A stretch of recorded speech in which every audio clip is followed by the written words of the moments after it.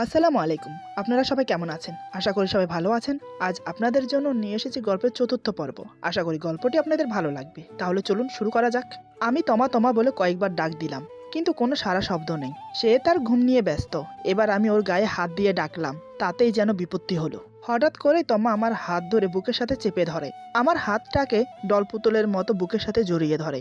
আমি তো দেখে স্তব্ধ হয়ে গেলাম। কি বাচ্চাময় ভাব মেয়েটার। আমি ওর দিকে তাকিয়ে হাসতে লাগলাম। ইচ্ছে করছিল না হাতটা ছাড়াতে, কিন্তু নামাজের সময় যে পেরিয়ে যাচ্ছে। আমি ওর মাথায় হাত বুলিয়ে বললাম, এই তমা, নামাজ পড়ার জন্য উঠবে না? তুমি না বলেছো উঠবে? এই দেখো, ফজরের আজান হয়ে গেছে। তমা আমার হাত আরো শক্ত করে জড়িয়ে ধরে বলে, আমি আরেকটু ঘুমাই না, পরে না হয় উঠবো। আমি বললাম, এখন না উঠলে ফজরের নামাজ কাজা হয়ে যাবে। দেখলাম মেয়েটা উঠবে না, বুঝতে পারলাম এভাবে হবে না। আমি এবার ওকে ঝাঁকিয়ে বললাম, এই ওঠো, নামাজের সময় হয়েছে। এবার তমা আমার ঝাঁকুনি খেয়ে লাফিয়ে উঠল। তমা বলে, কি কি হয়েছে? আমি বললাম, নামাজ পড়বে, অজু করে আসো। তমা তখনও আমার হাত ধরে আছে। অন্য হাত দিয়ে চোখ মুছে বলে, ঠিক আছে। আমি বললাম, তাহলে আমার হাত ছাড়ো, আমিও তো নামাজ পড়বো। তমা বলে, ও সরি। এই বলে আমার হাত ছেড়ে দিল। আমি বললাম, অজু করে আসো। আমিও অজু করে আসছি, তারপর একসাথে নামাজ পড়বো। তমা বলে, মসজিদে যাবে না? আমি বললাম, না, আজ আমি তোমার সাথে নামাজ পড়বো। এই বলে আমি অজু করতে গেলাম। তমাও উঠে অজু করতে গেল। এরপর আমরা দুজন একসাথে নামাজ আদায় করলাম। নামাজ শেষ করে আমি বিছানায় শুয়ে পড়ি। আমার সাথে সাথে তমাও এসে শুয়ে পড়ে। তমার চেহারা দেখে বুঝতে পারছি ওর ঘুমের রেশ এখনো কাটেনি। তাই আমি আর কোনো কথা বললাম না। প্রায় ঘন্টাখানেক ঘুমিয়ে উঠে পড়লাম। আমার আগেই তমা উঠে গেছে। আমি ফ্রেশ হয়ে নাস্তা করে অফিসে চলে গেলাম। সেদিন দিনটা ভালোই কাটলো। রাতে তোমার সাথে ঘনিষ্ঠ কিছু মুহূর্ত কাটিয়েছি। সেগুলোই সারাদিন মাথায় ঘুরপাক খাচ্ছে। মেয়েটাকে যে দিন দিন আরো বেশি ভালোবেসে ফেলছি। ওর সঙ্গ পেতে খুব মন চায়। মন চায় সারাক্ষণ ওর চোখে চোখ রেখে ওর হাতে হাত রেখে বসে থাকি। মুখ ফুটে বলে দেই, আমি ওকে অনেক ভালোবাসি। ইচ্ছে করে ওর কোলে মাথা রেখে শান্তির ঘুম দেই। কবে যে সেই দিনটা আসবে তা আল্লাহই ভালো জানে। এসব ভাবতে ভাবতে সন্ধ্যা হয়ে গেল। অফিসের কাজও শেষ হয়েছে। তাই বাড়ির দিকে রওনা দিলাম। গাড়ি চালিয়ে বাড়ি আসতে আসতে আধা ঘন্টা লেগে গেল। গাড়ি থেকে নেমে দরজার কাছে এসে কলিং বেল বাজাতেই তমা এসে খুলে দিল। আমি সালাম দেওয়ার আগেই তমা আজ আমাকে সালাম দিয়েছে। আমি সালামের উত্তর দিয়ে বললাম, কেমন আছো? তমা অবাক হয়ে বলে, আলহামদুলিল্লাহ, ভালো আছি। হঠাৎ তুমি আমাকে কেমন আছো জিজ্ঞেস করলে কেন? আমাকে দেখে কি অসুস্থ মনে হয়? আমি মুচকি হেসে বললাম, শরীর অসুস্থ হলেই যে কেমন আছো জিজ্ঞেস করে তা কিন্তু নয়। কেমন আছো শব্দটা মানুষের কৌশল জিজ্ঞেস করার মাধ্যমে ব্যবহৃত হয়। অনেক ক্ষেত্রে তুমি ব্যবহৃত করতে পারো কেমন আছো শব্দটা। এই যেমন ধরো, তুমি কেমন আছো, তোমার মন কেমন আছে, তোমার শরীর কেমন আছে, তোমার মানসিক অবস্থা কেমন আছে, নানানভাবে তুমি ইউজ করতে পারো এই শব্দটাকে। তমা বলে, ও, জানতাম না তো। আমি বললাম, আমাকে কি দরজার বাইরে দাঁড় করিয়ে রাখবে, ভেতরে যেতে দেবে না? তমা দরজা থেকে সরে দাঁড়াতে দাঁড়াতে বলে, এই দেখো, আমি তো ভুলেই গেছি। এসো, ভেতরে এসো। তুমি বসো, আমি তোমার জন্য ঠান্ডা পানি নিয়ে আসছি। আমি ওর কথা মতো গিয়ে সোফায় বসলাম। দেখলাম ড্রয়িং রুমে মা বাবাও বসে আছে, সবার হাতে চায়ের কাপ। অফিসের কাজের চাপে এ কয়দিন বাবার সাথে তেমন দেখা হয়নি। তাই এখন দেখতে পেয়ে অফিসের কথা জিজ্ঞেস করলো। তাই নিয়ে আমাদের মাঝে কিছুক্ষণ গল্প হলো। এরপর আমি উঠে চলে গেলাম রুমে। শরীরে কাপড় ছেড়ে ফ্রেশ হয়ে নিলাম। কিছুক্ষণ পর রাতের খাবারের জন্য ডাকা হলো। সবাই একসাথে বসে রাতের ডিনার শেষ করলাম। আমি এসে শুয়ে পড়েছি। তারই আধা ঘন্টা পর তমা আসে। আমি চোখ বন্ধ করে শুয়ে আছি দেখে তমা ভাবে আমি ঘুমিয়ে পড়েছি। সে এসে আমার সামনে দাঁড়ায়, তারপর ঝুঁকে পড়ে আমার মুখের উপর হাত নাড়ে আর বিড়বিড় করে বলে, কি ব্যাপার, ঘুমিয়ে গেল নাকি আজ এত তাড়াতাড়ি? আমি চোখ বন্ধ রেখেই বললাম, ঘুমাইনি এখনো, ঘুমানোর জন্য চেষ্টা করছি, কিছু বলবে? তমা বলে, না মানে কখনো তো এত তাড়াতাড়ি ঘুমাও না তুমি, তাই দেখলাম ঘুমিয়েছো কিনা। আমি বললাম, কিছু বলার থাকলে বলো। তমা বলে, বাহিরে কি সুন্দর চাঁদের আলো, ছাদে যাবে দেখতে? চাঁদের আলোও দেখা হলো, সাথে কিছু গল্পও হলো। আমি বললাম, ঠিক আছে, তুমি একটা কাজ করো, 2 কাপ কফি বানিয়ে নিয়ে আসো, কফি খেতে খেতে না হয় গল্প হবে। তমা খুশিতে আটখানা হয়ে বলে, আমি এক্ষুনি যাচ্ছি, এই বলে চলে গেল। এই মেয়েটা যে কখন কি বায়না করে বসে বোঝাই যায় না। প্রিয়জনের আবদার পূরণ করতে আমাদের মতো ছেলেরা এক পায়ে দাঁড়িয়ে থাকে, সেটা যে কোনো পরিস্থিতিতে। ভালোবাসা এমনই হয়, যাকে একবার মন প্রাণ উজাড় করে ভালোবেসে ফেলবে, তার জন্য তুমি সবকিছুই করতে পারবে অনায়াসে। এই দেখুন না আমাকে, আমার কিন্তু চোখে ঘুম, যে কোনো সময় ঘুমের রাজ্যে পাড়ি দেব। কিন্তু এখন আমার স্ত্রীর বায়না, সে ছাদে যাবে, গল্প করবে আমার সাথে, না গিয়ে উপায় আছে? এসবই ভাবছিলাম, এমন সময় তমা এসে বলে, চলো, আমি কফি বানিয়ে নিয়ে এসেছি। এরপর দুজন একসাথে ছাদে গেলাম। তোমার সত্যিই বলেছে, আজ বাইরের পরিবেশটা খুবই সুন্দর। আকাশে একটুও মেঘ নেই, পুরো আকাশ জুড়ে তারার খেলা, তার মাঝে একখানি রূপালী চাঁদ। জোনাকি পোকাগুলো গাছের ফাঁকে ফাঁকে উড়ে উড়ে বেড়াচ্ছে, কয়েকটা উড়ে ছাদেও চলে এসেছে। তমা অবাক হয়ে তাকিয়ে আছে। হঠাৎ দেখলাম কফি টেবিলে রেখে জোনাকি পোকা ধরার চেষ্টা করছে। অনেকক্ষণ চেষ্টা করার পর অবশেষে একটা জোনাকি পোকা ধরতে পেরেছে। তারপর ছুটে এসে আমাকে বলে, এই দেখো দেখো, একটা জোনাকি পোকা ধরেছি। এই বলে হাতটা একটু ফাঁক করে। আমি আরও উকি মেরে দেখলাম জোনাকি পোকাটা একবার জ্বলছে একবার নিভছে। তমার মুখে খুশির জোয়ার বয়ে যাচ্ছে, কারণ সে জোনাকি পোকা ধরতে পেরেছে। হঠাৎ তমা বলে, আমাকে আরেকটা ধরে দাও না। আমি বললাম, কি করবে? তমা বলে, কাচের বোতলে রাখবো, এরপর লাইট অফ করলে দেখবে কি সুন্দর ওরা আলো দেবে। আমি হেসে বললাম, তাই বুঝি? এই দুটোর আলোতে কি ঘরময় আলোকিত হবে? তমা বলে, তা হবে না, তবে অন্ধকারে দেখতে সুন্দর লাগবে, তাই না? আমি বললাম, ওরা অবুঝ প্রাণী, ওদেরকে বন্দি করা কি ঠিক হবে? ওরা মুক্ত আকাশে বাতাসের সাথে তাল মিলিয়ে মিলিয়ে ঘুরতে ভালোবাসে। ওদেরকে এভাবেই দেখতে খুব ভালো লাগে। এখন তুমি ওদেরকে বন্দি করবে তোমার খুশির জন্য। এটা একটা অপরাধ নয় কি?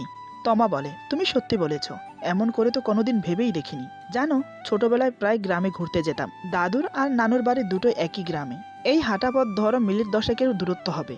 সেখানে যখন বেড়াতে যেতাম তখন রাতে কত ঝোনাকি পোকা ধরে ধরে বোতলে বন্দি করেছি। এখন ভেবেই খারাপ লাগছে। এই বলে তমা আপসেট হয়ে যায়। আমি বললাম, তখন তুমি ছোট ছিলে, কিছুই বুঝতে না। আল্লাহ তোমাকে মাফ করুক, মন খারাপ করো না। এমনটা আমাদের সাথে হয়েই থাকে। অজান্তে কত অপরাধ করে ফেলি আমরা। তাই 5 ওয়াক্ত নামাজ পড়ে আল্লাহর কাছে সেগুলোর জন্য মাপ চাওয়াই বেটার। এখন আপসেট না থেকে একটু হাসো তো দেখি। তোমার হাসি মুখ খুবই সুন্দর, আমার ভালো লাগে। এই কথা শুনে তমা আমার দিকে মায়াবী দৃষ্টিতে তাকায়। তখন আমিও ওর দিকে তাকিয়েছিলাম, তাই দুজনেই চোখাচোখি হলাম। তমা ওইভাবে তাকিয়ে থেকে বলে, শুধুই কি ভালো লাগে, আর কিছু লাগে না? আমিও চোখ না সরিয়ে ওইভাবে তাকিয়ে থেকেই বললাম, অনেক কিছুই লাগে।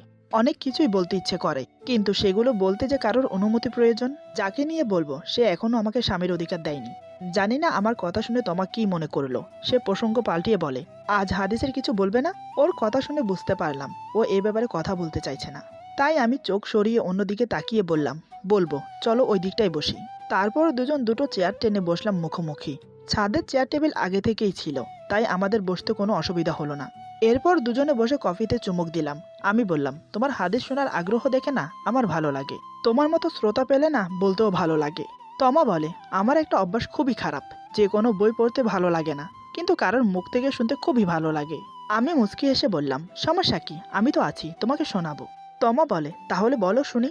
আমি বললাম, ঠিক আছে, স্বামী স্ত্রীর মধুর সম্পর্কের বিষয়ে কিছু হাদিস শোনো। স্ত্রীর সাথে একই সঙ্গে গোসল করা সুন্নত।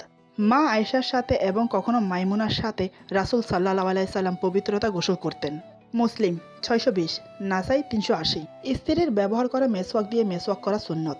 রাসূলুল্লাহ সাল্লাল্লাহু আলাইহি সাল্লাম যখন শয্যাশায়ী, তখন রাসূলুল্লাহ সাল্লাল্লাহু আলাইহি সাল্লাম মা আয়েশা এর কোলে শুয়েছিলেন এবং রাসূলুল্লাহ সাল্লাল্লাহু আলাইহি সাল্লাম বারবার মেসওয়াকের দিকে তাকাচ্ছিলেন। কিন্তু রাসূল সাল্লাল্লাহু আলাইহি সাল্লাম এতটাই অসুস্থ ছিলেন যে মেসওয়াক চিবোতে পারবেন না। তাই মা আয়েশা মেসওয়াক চিবিয়ে দেন এবং রাসূল সাল্লাল্লাহু আলাইহি সাল্লাম ওই মেসওয়াক দিয়ে মেসওয়াক করেন। হাদিসে এভাবে লালা একত্রিত হওয়ার কথা উল্লেখ রয়েছে। বুখারী 5226। স্ত্রীর প্রশংসা করা সুন্নত। রাসূল সাল্লাল্লাহু আলাইহি সাল্লাম বলতেন, মা আয়েশা সবার সেরা, এবং বিবি খাদিজা এর ভালোবাসার প্রশংসা করতেন। বুখারী 5229, 3411। স্ত্রীর সাথে খেলায় প্রতিযোগিতা করা সুন্নত। রাসূল সাল্লাল্লাহু আলাইহি সাল্লাম এবং মা আয়েশা রাত্রিতে সবাই ঘুমিয়ে গেলে দৌড় প্রতিযোগিতা করতেন। ইবনে মাজাহা 1979। আবু দাউদ 2578। স্ত্রীর মুখের খাবার খাওয়া সুন্নত। মা আয়েশা হাড়যুক্ত গোশত খাওয়ার পর রাসূল সাল্লাল্লাহু আলাইহি সাল্লাম মা আয়েশার খাওয়া হাড় চুষে খেতেন। মুসলিম 579। স্ত্রীকে নিয়ে ঘুরতে যাওয়া বা সফরে যাওয়া সুন্নত। স্ত্রীদের সফরে নিয়ে যেতে রাসূল সাল্লাল্লাহু আলাইহি সাল্লাম লটারি করতেন। যার নাম আসতো তাকে নিয়ে ঘুরতে যেতেন।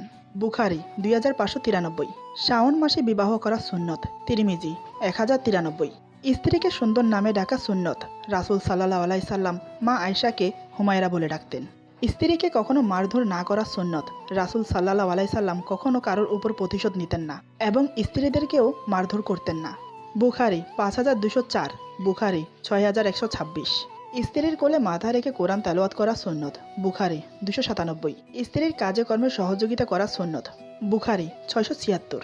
হায়েজ অবস্থায় স্ত্রীর সাথে সাধারণ মেলামেশা করা সুন্নত। বুখারী 300। আমার কথা শেষ না হতেই তমা বলে, সাধারণ মেলামেশা মানে? বুঝলাম না। আমি বললাম, সাধারণ মেলামেশা মানে খুবই সিম্পল। যেমন ধরো, মেয়েদের হায়েজ অবস্থায় শারীরিক মিলন করা জায়েজ না। সাধারণ বলতে এই বোঝাচ্ছে যে হায়েজ অবস্থায় স্ত্রীকে জড়িয়ে ধরা, আলতো করে চুম্বন করা, এসব আর কি। তমা বলে, ও বুঝেছি, তারপর বলো। আমি বললাম, স্ত্রীর মুখে খাবারের লোকমা তুলে দেওয়া সুন্নত। মা আয়েশা বলেন, স্ত্রীকে খাবার খাইয়ে দিলে তা সদকা হিসেবে কবুল হয় এবং তার প্রতিদান রয়েছে। আবু দাউদ 2868। স্ত্রীর রাগ অভিমান এবং মন বোঝার চেষ্টা করা সুন্নত।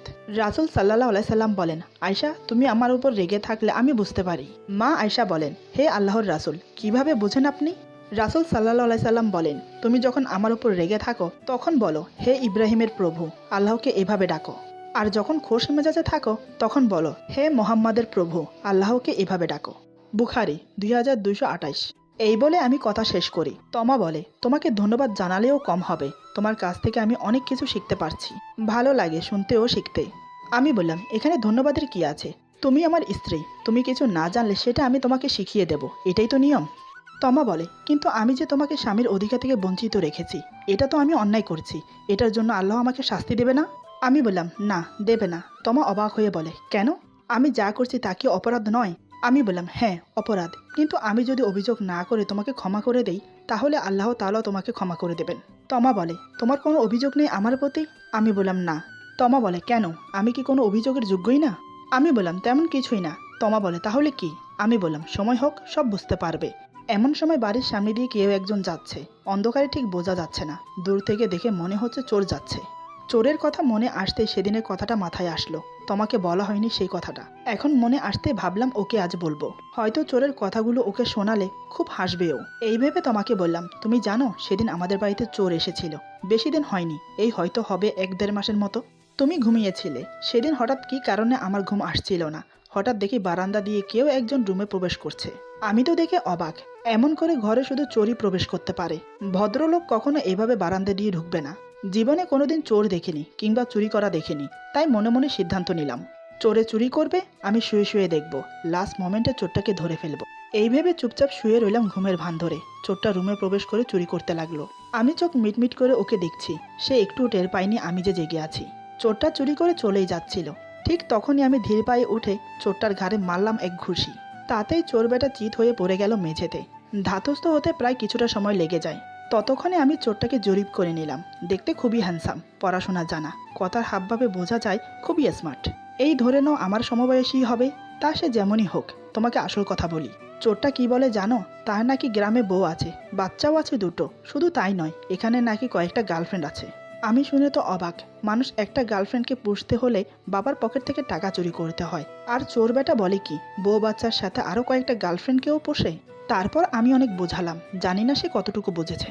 আমার কথা শেষ না হতেই তমা এসে আমার পাশে বসে, হঠাৎ আমার হাতে হাত রেখে কানের কাছে মুখ এনে ফিসফিস করে বলে, আমি সবই জানি। সেদিন রাতে আমি জেগেই ছিলাম, লাস্টে যে তুমি চোরটাকে 2000 টাকা দিয়েছো তাও আমি দেখেছি। আর সবচাইতে দুঃখের বিষয় কি জানো? ওই চোরটাই রাকিব ছিল। মনে মনে ভেবেছিলাম উঠে গিয়ে ওর কাছে ক্ষমা চাইবো, পরে ভেবে দেখলাম আমি কি ওকে ঠকিয়েছি? উল্টো ও আমাকে ঠকিয়েছে। বউ বাচ্চা থাকা সত্ত্বেও আমার সাথে প্রেম করেছে, আমাকে ঠকিয়েছে। আমাকে ক্ষমা করে দাও, ওর মতো একটা ফ্লট ছেলের জন্য তোমাকে কষ্ট দিয়েছি, সরি। এই বলে টুপ করে আমার কাঁধে মাথা রেখে আমাকে জড়িয়ে ধরে। আমি এতক্ষণ ধৈর্য ধরে ওর কথাগুলো শুনছিলাম, যত শুনছি ততই অবাক হচ্ছি। তার মানে তোমার এক্স বয়ফ্রেন্ড মানে রাকিব একটা চোর? সেজন্যই কি তোমা সেদিনের পর থেকে আমার এত কেয়ার নিচ্ছে, সব কিছুতে আমাকে সাপোর্ট করছে? ধীরে ধীরে ওর দুর্বলতা বাড়ছে আমার প্রতি। এদিকে তোমা কথাগুলো শেষ করে কান্না জুড়ে দিয়েছে। ওর চোখের পানিতে আমার টি শার্ট ভিজে যাচ্ছে। ওকে কাঁদতে বাধা দিলাম না, মনের ভিতরে হওয়া কষ্টটা বেরিয়ে যাক, তাতেই ভালো হবে। তাই কিছুক্ষণ এভাবে রইলাম। আমার সাহস হচ্ছে না ওকে জড়িয়ে ধরতে। তারপরও ওর মাথায় হাত বুলিয়ে বললাম, যা হবার হয়ে গেছে, ওইসব ভেবে মনে কষ্ট পেও না, সব ভুলে গিয়ে নতুন করে শুরু করো, সেটাই বেটার হবে। তমা আমার বুক থেকে মাথা তুলে আমার চোখে চোখ রেখে বলে, সব ভুলে গিয়ে নতুন করে কিভাবে শুরু করব? তুমি কি এত কিছুর পরেও আমাকে নিজের করে নিতে পারবে? আমি বললাম, এমন করে বলছো কেন? তোমাকে যদি নিজের মনেই না করতাম তাহলে কি এতদিন পর্যন্ত তোমার সাথে সংসার করতাম? আমি তো তোমার অপেক্ষায় আছি, কখন তুমি সব ভুলে আমার কাছে ফিরে আসবে। তমা বলে, আমি তো সেই রাত থেকে চেষ্টা করে যাচ্ছি তোমার মনে মতো হওয়ার জন্য। সেদিন থেকেই তো তোমাকে স্বামী হিসেবে মেনে নিয়েছি, তোমাকে একটু একটু করে ভালোবাসতে শুরু করেছি। আমিও তো অপেক্ষা করছিলাম তুমি কখন আমাকে কাছে টেনে নেবে। এই বলে তমা আবার আমার বুকে মাথা রেখে কান্না শুরু করে দেয়। এবার আমি আর নিজেকে ঠিক রাখতে পারলাম না। পাগলিটা সেই কখন থেকে কেঁদেই যাচ্ছে, আমি শান্ত না করলে শান্তই হবে না। আমি এবার 2 হাতে ওকে শক্ত করে জড়িয়ে ধরলাম। আমি বললাম, আমি তোমাকে ভালোবাসি, অনেক বেশি ভালোবাসি। এতক্ষণ তোমার নীরবে চোখের জল ফেলছিল। আমার মুখে ভালোবাসার কথা শুনে আমাকে আরও শক্ত করে জড়িয়ে ধরে চিৎকার করে কেঁদে ওঠে। আমি ওকে শক্ত করে জড়িয়ে ধরলাম, তারপর মাথায় হাত বুলিয়ে বললাম, প্লিজ শান্ত হয়ে যাও, তুমি না আমার লক্ষ্মী। তুমি কান্না করছো কিন্তু কষ্ট আমি পাচ্ছি, তাই বলছি লক্ষ্মীটি, আমাকে আর কষ্ট দিও না। এমনিতেও অনেক কষ্ট দিয়েছো, আর দিও না প্লিজ। এখন শুধু তোমার ভালোবাসা চাই, ভালোবাসবে আমাকে? তমা কান্না জড়িত গলায় বলে, হ্যাঁ বাসবো, সারা জীবন বেসে যাব। এবার আমি ওর সারা মুখে কিস করতে লাগলাম, তারপর ওর ঠোঁটে ঠোঁট ডুবিয়ে দিলাম। দেখি তমাও রেসপন্স করছে। আমি ওকে ছেড়ে দিয়ে বললাম, তোমার শরীরের পারফিউমের মিষ্টি গন্ধটা আমাকে পাগল করে দেয়, তুমি জানো? প্রতিটা রাতে তুমি আমার বুকে এসে ঘুমাও। তমা বলে, কেন জানবো না, আমি ইচ্ছে করেই তোমার বুকে গিয়ে ঘুমাই। কারণ কেন জানি আমার মনে হতো তোমার বুকে মাথা রেখে ঘুমালেই শান্তি পাবো। আমি বললাম, তাই বুঝি? আর আমি সেই সুযোগে তোমাকে আদর করতাম। তমা বলে, তাও আমি জানি, কিন্তু আমি তোমাকে বাধা দিতাম না, কারণ আমারও ভালো লাগতো, খুব ইচ্ছে করতো তোমার ভালোবাসা পেতে, তোমার ছোঁয়া আমাকে পাগল করতো। আমি ওর নাক টেনে দিয়ে বললাম, তাহলে আমাকে কেন এতদিন ধরে রেখেছো? কেন তোমার ভালোবাসা পেতে দাওনি? তমা বলে, আজ থেকে তো আমি তোমার হলাম, এবার না হয় সব সুদে আসলে মিটিয়ে নিও। আমি বললাম, তা তো নেবই। এই বলে ওর ঠোঁটে ঠোঁট আবার ডুবিয়ে দিলাম। তমা আমার গলা জড়িয়ে ধরে আছে। কিছুক্ষণ পর তমা বলে, আচ্ছা একটা কথা বলো তো। আমি ওর নাকে নাক ঘেঁষে বললাম, কি কথা বলো? তমা আমার গলা জড়িয়ে ধরে বলে, আমি যখনই তোমার কাছে এসেছি ততবারই তুমি আমাকে জড়িয়ে ধরে শুধু কিস করেছো, তাও আবার একসাথে অনেকগুলো। আমার মনে হয় কি জানো? আমি বললাম, কি মনে হয় তোমার? তমা বলে, আমার মনে হয় তুমি কিস করতে অনেক পছন্দ করো। আমি ওর মাথায় একটা চুমু খেয়ে বললাম, তুমি একদম ঠিক ধরেছ, আমি কিস করতে অনেক পছন্দ করি। এই বলে আবার ওকে কিস করতে লাগলাম। এরপর ছেড়ে দিয়ে বললাম, তোমার কেমন লাগে বললে না যে? তমা আমার কপালে চুমু খেয়ে বলে, আমার তো বেশ লাগে যখন তুমি আমাকে কিস করো। আমি বললাম, তাই বুঝি জেগে থেকেও চুপচাপ থাকতে? তমা বলে, কি করব বলো, আমি নড়ে চড়ে উঠলে তুমি আমাকে ছেড়ে দাও। তাই তো যতক্ষণ সম্ভব ততক্ষণ না নড়ে চুপ থাকি। আমি ওর নাক টিপে বললাম, ওরে দুষ্ট, তলে তলে এত দূর আর আমি কিছুই জানি না? তমা আমার বুকে মাথা রেখে বলে, তুমিও তো কম যাও না প্রতিদিন রাতে চুপিসারে আমাকে আদর করতে। আমি ওর কথা শুনে আর হাসি থামিয়ে রাখতে পারলাম না, হো হো করে হেসে উঠলাম। আমাকে হাসতে দেখে তমা বলে, কি হলো, তুমি হাসছো কেন? আমি বললাম, না হেসে কি করব বলো? তমা বলে, আমি কি হাসির কিছু বলেছি নাকি? আমি বললাম, তা বলনি, তবে একটা কথা কি জানো, আমার বোটা না খুব সুন্দর, তাই না নিজেকে ধরে রাখতে পারি না, বারবার ইচ্ছে করে তাকে ভালোবাসতে, ইচ্ছে করে তাকে সারা রাত ধরে আদর করতে। তমা লজ্জা পেয়ে আমার বুকে মুখ গোজে। আমিও মুচকি হেসে ওর মাথা চেপে ধরলাম। আমি ওর কানে ফিসফিস করে বললাম, এই ভালোবাসবো। তমা বলে, কি? আমি বললাম, কি আবার? বললাম তো ভালোবাসবো, আদর করব। তমা বলে, তো? আমি বললাম, কিছু বলো। তমা বলে, তোমার বউ তোমার সামনে আছে, তোমার বুকে আছে, ভালোবাসো না যত খুশি তত। আমি বললাম, তাহলে চলো রুমে যাই। এই বলে তমাকে পাজা কোলে করে রুমে নিয়ে আসি, তারপর বিছানায় শুইয়ে দিয়ে ওর বুকে মাথা রাখি। তমা আমার মাথা শক্ত করে জড়িয়ে ধরে, আমি মুখ গুজে দিই ওর বুকে। তখনই ওর শরীরে সেই মিষ্টি গন্ধটা আমার নাকে এসে লাগে। আমিও আর দেরি না করে ওর বুকে নাক ঘেঁষতে থাকি, তাতে তমা আরও উত্তেজিত হয়ে ওঠে। আমি নেশাকৃত চোখে ওর দিকে তাকালাম, দেখি ও চোখ বন্ধ করে আছে। আমি নির্বিকারে ওর ঠোঁটে ঠোঁট রাখি, তাতেই তমা আমার মাথা চেপে ধরে। এভাবে বেশ কিছুক্ষণ সময় কেটে যায়। আমি তোমার ঠোঁট ছেড়ে দিয়ে ওর চোখে চোখ রেখে বললাম, আজ আমি তোমাকে একান্তভাবে পেতে চাই, আমার জমানো সব ভালোবাসা উজাড় করে দিতে চাই। তমা আমার চোখে চোখ রেখে বলে, তোমাকে আমি কোনো কিছুতেই বাধা দেব না, তবে একটা সমস্যা হয়েছে। আমি বললাম, কি? তমা বলে, আমি একটু অসুস্থ। আমি ভ্রু কুঁচকে ওর আপাদমস্তক দেখে বললাম, অসুস্থ? কই, আগে তো বলনি। আমি তো দেখছি তুমি সম্পূর্ণ সুস্থ, অসুস্থ হলে কখন? আমার এই কাণ্ড দেখে তমা হেসে বলে, আরে তুমি ব্যস্ত হইও না, এমনিতে আমি ঠিক আছি, আজ সকালে ওইটা হয়েছে, তাই আর কি শারীরিক সম্পর্ক করতে পারবো না। আমার মাথায় কিছুই ঢুকছে না তোমার কথা। আমি আবার বললাম, ওইটা কি, বুঝিয়ে বলো। তমা বলে, ওইটা কি বোঝো না? যেটা মেয়েদের প্রত্যেক মাসে মাসে হয়। দেখো, আমাকে আর জিজ্ঞেস করবে না, আমি আর বলতে পারবো না, আমার লজ্জা করছে। এতক্ষণে বুঝতে পারলাম ও কি বোঝাতে চাচ্ছে। আমি বললাম, তোমার হাইজ হয়েছে কখন? তমা বলে, আজ সকালে। আমি বড় করে একটা নিঃশ্বাস ছেড়ে ওর বুকে মাথা রেখে বললাম, তার মানে আজ কিছুই হবে না। তমা আমার চুলে বিলি কেটে বলে, রাগ করছো কেন লক্ষ্মীটি, 3 দিন পর আমি তো ঠিক হয়ে যাব। আমি বললাম, তো? তমা বলে, তখন না হয় তোমার মন ভরে তুমি আমাকে ভালোবেসো। আমি বললাম, 3 দিন নয়, পুরো 5-6 দিন ওয়েট করতে হবে। তুমি সুস্থ হতে হতে 5-6 দিন লেগে যাবে, কোনো সমস্যা না। ততদিন পর্যন্ত না হয় আধা ভালোবাসা দিয়েই না হয় কাজ চালিয়ে দেই, কি বলো? তমা বলে, আচ্ছা তুমি এত ভালো কেন বলো তো? আমি বললাম, কে আমি? কে বললো আমি ভালো? তমা বলে, কেন, এই যে আমি বলছি। আমি বললাম, আমি মোটেও ভালো না, তার চেয়ে তুমি বেশি ভালো। তমা বলে, আমি ভালো সেটা তোমাকে কে বললো? আমি বললাম, কেন, আমি জানি তো আমার লক্ষ্মী বউটা অনেক ভালো আর আমাকে অনেক ভালোবাসে। এই বলে আবার ওকে জড়িয়ে ধরে আদর করতে লাগলাম। এভাবে শুরু হলো আমাদের ভালোবাসা। ভাবতে পারিনি আজ রাতেই আমি তোমাকে নিজের করে পেয়ে যাব। সবই যেন তাড়াতাড়ি হয়ে গেল। ভালোবাসা সত্যি অনেক পবিত্র। ভালোবাসাকে পবিত্র রাখতে বিয়ে